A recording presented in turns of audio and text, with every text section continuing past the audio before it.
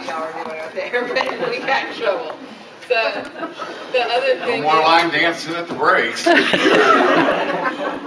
then December 19th, I think we're going to move the meeting back to probably starting at 1:30 because there's a little bit of a conflict with the meeting before us here. So we'll change that information. December the 19th down here. Oh, start later. We'll start a little bit later, yeah. I think we'll just try to make it 1:30 to 4 as opposed to 1:30 to 4:30. But yeah, there's a meeting before us and. Okay. So having said that, Dave's leaving. Bye, Dave. Have a good weekend. So I don't know if there was any additional communication about the presentation. I will say this, that Cindy said something about people being passionate and engaged in that group, and I think they are. I think all the groups are. I get a lot of feedback from the LME MCOs. They've been putting a lot of thought and activity and effort into this, and trying to come up with recommendations for y'all and stakeholders that really make sense. And I think people really are looking at it as an opportunity to piggyback off of something else. She said that this is the first time in 22 years that she's seen, an opportunity. And I think, I'm hoping everyone looks at it just like that, as an opportunity to kind of think outside the box and not fix what's broken, perhaps so much as make things better. You do work for DNA. Yes, I do. You should work Bob. What about though? He could have said no. I tried to give him $1. I work for DNA. I don't have any money. Okay, so anyway, yes, any other discussion about what was presented, which I thought was really good. Thank you for that. It was very interactive, and I think I thought it was helpful. But Master Green, anybody else? No, I think there were several of us who talked during the break, and we said, A, it was very well presented, and B, it was very exciting to see what we believe is the beginning of culture change. Okay. I mean, I cut people off because other people had to go to the facilities, but none of us want to make sure that if you didn't get a chance, now's your chance to add anything to this discussion. Good job, Cindy. Good job, Dr. Carrie and her socks voice is telling y'all thumbs up. Okay. All right, so we'll move on to the second item, which is the specialized consultative services, which is what we talked about last time that we would bring to you this time. Is it the Kenneth Show today? Well, so we kind of put this on here. We sent it out to you guys because you wanted to see how it interacts with crisis services. So we emailed it out, just kind of emailing out. And I just wanted to know if you guys had any questions about it, if you needed any clarifying information, that kind of thing. And to be clear, what you said in the email, Renee, that this is not a new, this is just a... Right, this was just for your information, because you guys were looking at giving front-end information for crisis services. But that was basically it. So if there are no questions... I have a little quick one. Okay. The specialized consultation service with teleconsultation,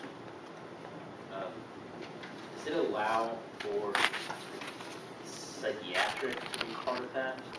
Not just behavioral, psychological in the tele piece? Does that...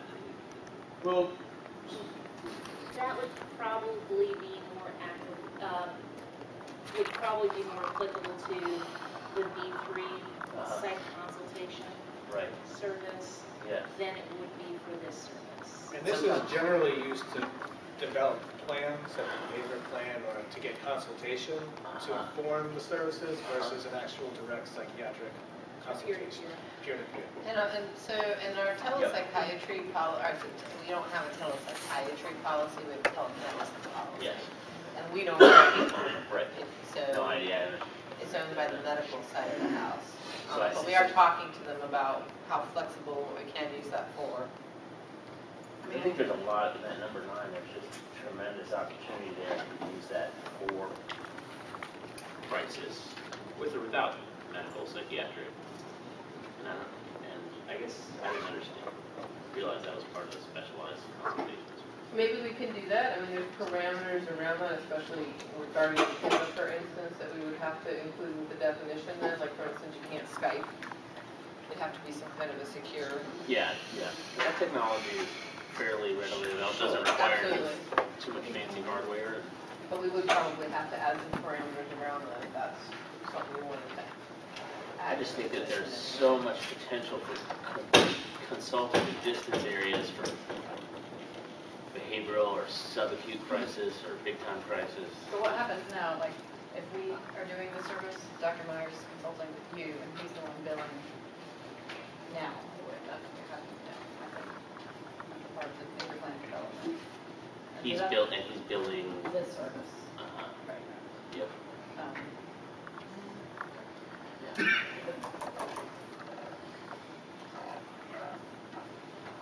But if you guys have any, you read it over, you have any questions about it, we're here to answer those questions.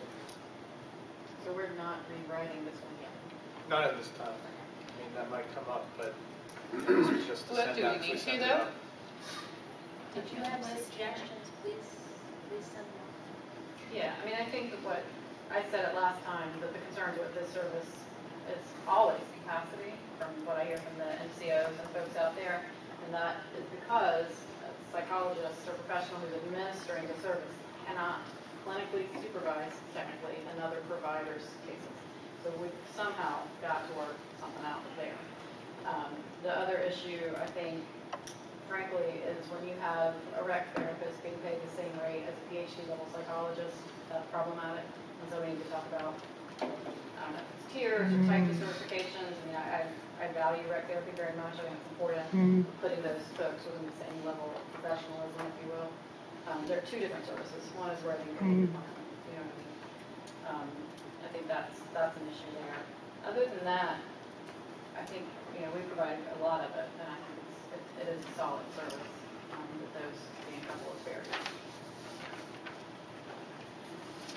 So if anybody else has any other thoughts, I mean, I know that Renee's been collecting them as we've gone along for all of your, I mean, they're going somewhere and they'll come back to you.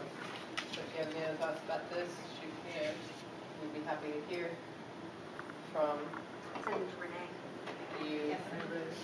I don't know, she's got this weird look on her face. I'm not sure. Having a side conversation, sorry. Yes, please send them to me. So that was relatively short. Any other conversation about this particular definition? I just want to say, I think that this is a pretty good example of outlining things in a way that it's easily utilized by, providers and whatnot, while still being a very broad definition that can apply in a lot of ways. So, thumbs up on that front. And this is an example of like that pass-through, where that would be important. The ability to have easy, quick, both for crisis and for. So right now, this requires and how long is that roughly, the process? Where are you? 14 to 30 days. Okay. Yeah, so when it's used for, Plan your so crisis my well. peanut gallery comment would be, when it's used for those behavioral kinds of consultative things, that seems really different to me than for a home. Although that can also be a crisis, right? You need a ramp or something done in the bathroom, maybe because the caregiver hurt the back or something. So, I mean, really kind of looking at, and there are some other states that have that kind of broken into different pieces. So that whole behavioral, that whole service array around behavior planning and consultation and all that, ostensibly be something totally separate from the other types of professions, which also allows you different rate structure, just to make it really too separate. And I don't know, I haven't heard, because I'm not in the service definition group, if there's a will or desire to have just a lot of different services, but that allow them to be more focused in their intent than these. Right now, we have a lot of, the services we have are really broad and not real focused in their intent, maybe. Not as focused. Like this one is a good example of that, where you can do sort of everything and anything that you want to call consultation in that definition. But you also have everything and anything in terms of qualifications to do that, which could include no qualifications. Right. So, so I'm just asking, would you have it, is there a reason to or not separate that out? Maybe that's what my question is to you.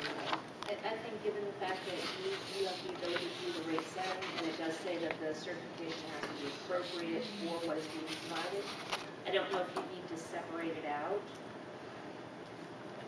I mean, if you're doing crisis, we have the crisis behavioral consultant. But are you talking about just a definition that is solely for The behavioral consult. For this, for some of the stuff like Carrie's describing, I know we use that for quite a few children with autism, and it would be really nice if it was a little bit more. So I go back to the larger picture, Cindy, and I say, A, what makes common sense, and what does the system need? I mean, no, we don't have to, as long as we get it approved by CMS, we can go either kind of way with it, what do we want to do? Yeah, and that's sort of the question I think will be good for. We wrote it the last week. There is a whole behavioral definition that a group of us worked on, that's A, B, or C, based on your, it's very specific. But that's not in the current. Right, but it was approved. Right. So I remember. Can provided, or can different rates be set within the service definition depending on whether it's speech versus psychology? So the That right? their own rates are things, and yes, they can do So that. different for rates instance. in for the same service? One of the things I do have written down as far as like money goes is that once I can pin him down, I'm gonna bring Roger Barnes, who is one of the DLA money guys. I don't know what he does now. He used to be the head of rate setting. He's the head of special projects or something. I don't know. Well, I what he think is now, but- money guy should be his title. I'll introduce him as such, he'll like that. But, so I want to get him to one of these meetings to answer some of your specific rate questions. And again, we wouldn't be setting the service rates necessarily, but I think he would be a good source of information just for questions about, A, the waiver of rates, in general, the capitation rates, and how DMA sets rates anyway. And having all of that really available, so people, if I know that my phone bill is going to be $250, then I know that's how much it is, and if I only have a budget of whatever, that could be a big deal for me. Whether, even if I need it, I might not choose it because it's going to eat into something else I have, a bigger need for it.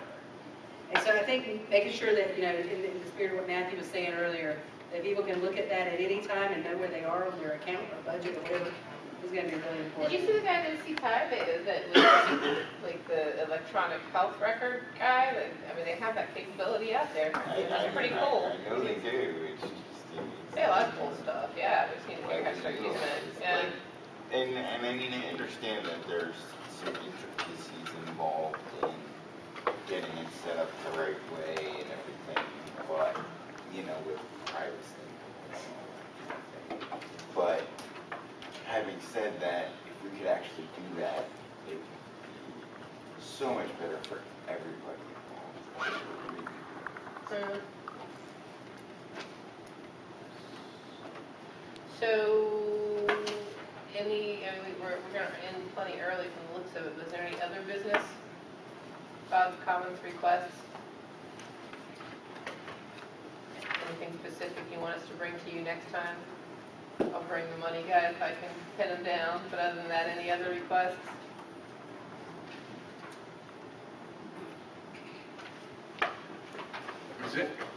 Is it just me, or is it everybody else satisfied with the way the crisis stuff is working for the system? You're satisfied with the I way say, the crisis? no, I'm saying, I'm not, but I'm not That hearing just you. seems out of character. No. You weren't here Are last you satisfied? No, there's a lot of things I'm not upset about. That was covered, I wasn't here last. Oh, okay. Well, this is a nice long list though, I was reading through it. Feel free to complain. That's more. Do we want to cover anything else about crisis next time for the folks that were here? And I believe the service definition group is working on crisis services as their next set, so probably for next meeting. Next one's the 5th. Oh, well, this up here in bold because it's just that's So they were going to bring back, ideally they would bring back the other first group of definitions by the 21st. And there's a meeting to try to get all that stuff done. Okay. That's what we're shooting for. Okay, great. So what's left? contextually. Yeah, she was asking for a grade level at the beginning of that. I started on one, we're going to meet on the 10th, and I'll try to work on a grid of the definitions to see where we can maybe prioritize. Support employment. That's the first thing we're doing. Will we be doing supported employment? Well, we have to talk, yeah. But what other definitions You have that the group suggestions, wants but to I go think through? we're overhauling the whole definition. So the idea is if it's being presented to us, it's an overhaul. If it's not being presented to us, it's remaining as written in the current waiver. Because it seems like it's gonna break it.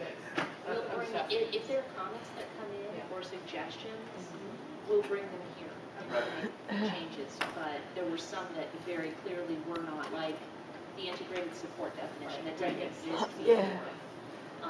And the supported living. Are there other new Would it be inappropriate as a member of the Service Definition Committee for me to ask a question?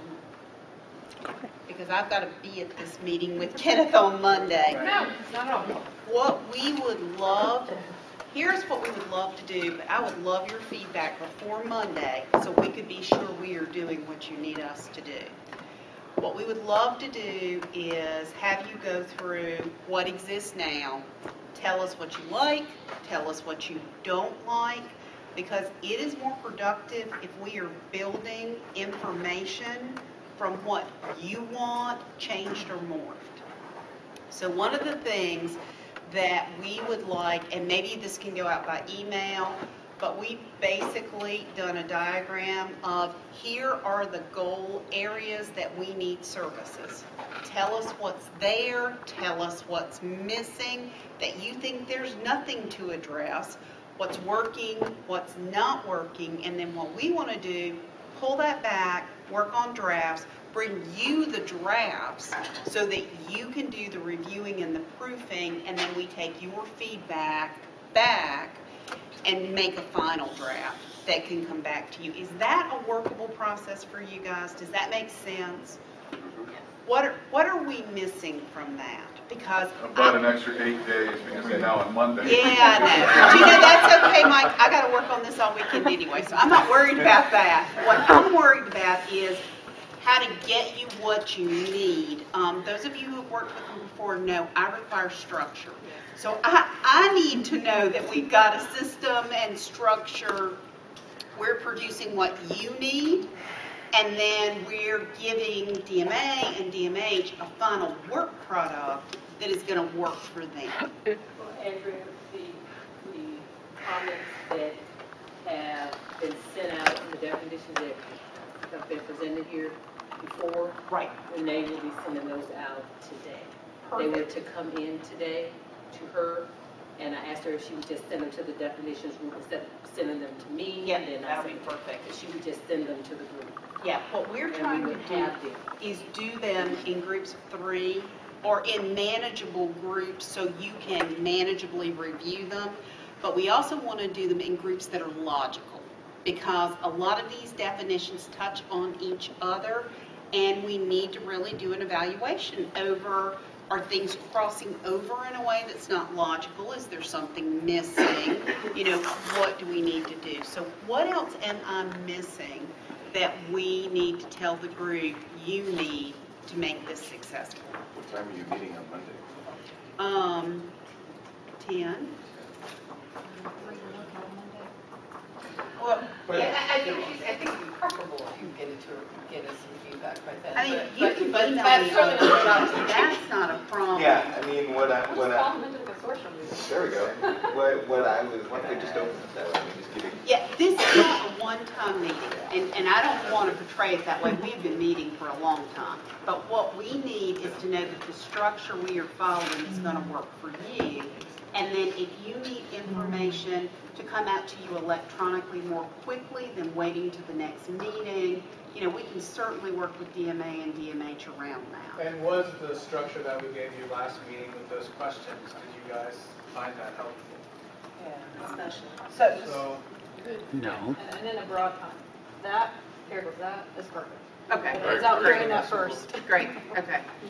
And just so I'm clear, that what you're doing is asking us to look at the existing definitions, what may be working, what's not working within some of them, and then if we see a need for a new definition of the service. Is that as well? It is, but I think also in a broader context, we know what, Dr. Agnello went over the goals of the waiver. I didn't see any disagreement that those are the things we're trying to achieve. These services are nothing more than tools to achieve those goals. Are they the right services? Is there something missing? Is there something that can be combined together to make it more simplistic for the individuals who use them? Is there something providers need that aren't in those service definitions right now? It's that kind of information that we need back. Does that make sense? And is that helpful? And then, Kenneth's right.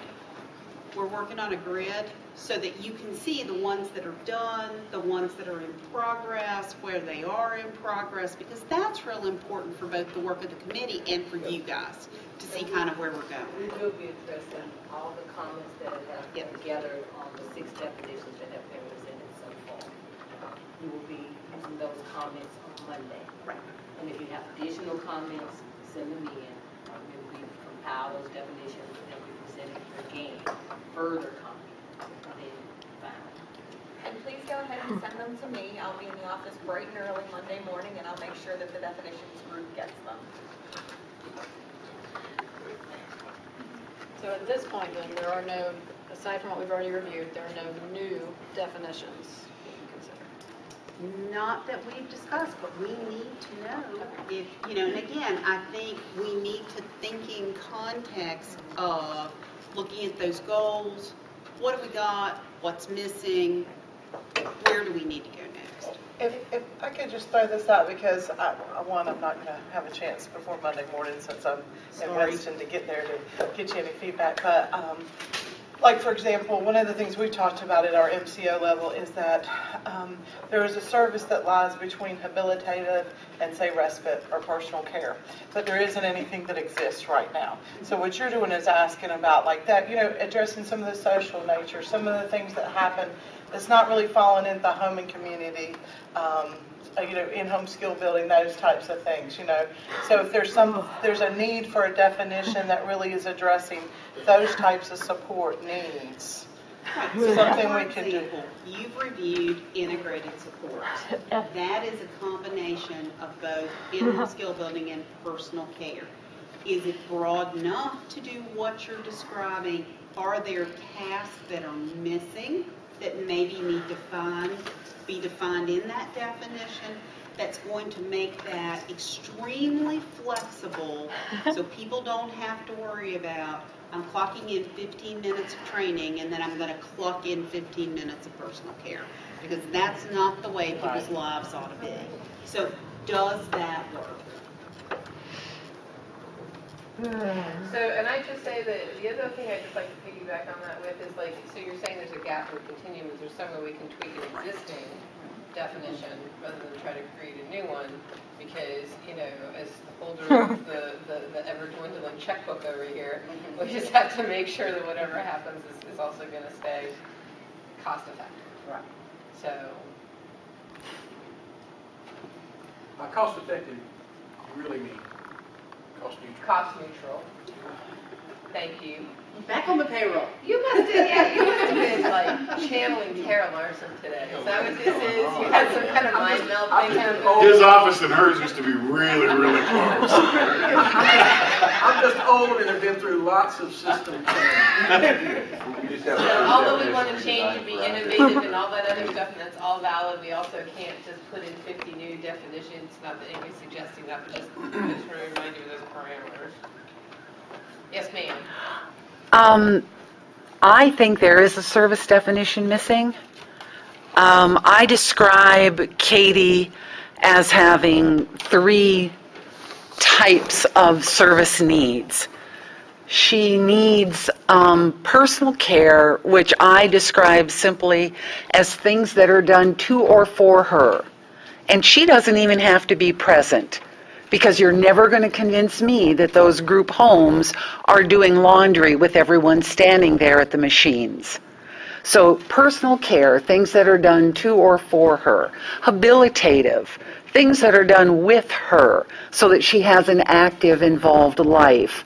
And then finally, probably the service that takes up the majority of the hours of her day, protective supervision. The simple acknowledgement that she cannot be left alone. She requires competent staff to be present 24 hours a day. She does not require awake staff. She does not require eyes-on staff, but she requires competent staff. And then I have described the pay rates. So, habilitative services, because that's actively involved with her. I want that to be more than a living wage. I want that to be the paraprofessional wage, professional wage. The personal care, I want that to be the living wage. And then the protective supervision, I want that to simply be minimum wage. So those three services are what happened to Katie every day of her life. That's how Katie, and generally the individuals I know on the severe and profound end, adults, I'm not talking about children, those are the three services we need. I don't know why we don't have protective supervision. I know that Smoky Mountain has a fascinating service that they fund out of, I guess, state or county money called safety supervision. Isn't that interesting? It's on their website, and it can even be provided by relatives that the care coordinator approves. That, if the relative is denied the opportunity to provide the service, can appeal. Oh my God, how did that happen? But again, those are my three services: protective supervision, to and for her, and then with her. Thank you. Okay, thank you. Any other comments or thoughts? I'm going to spare you all one of my fabulous jokes as it's to the weekend. Thank you.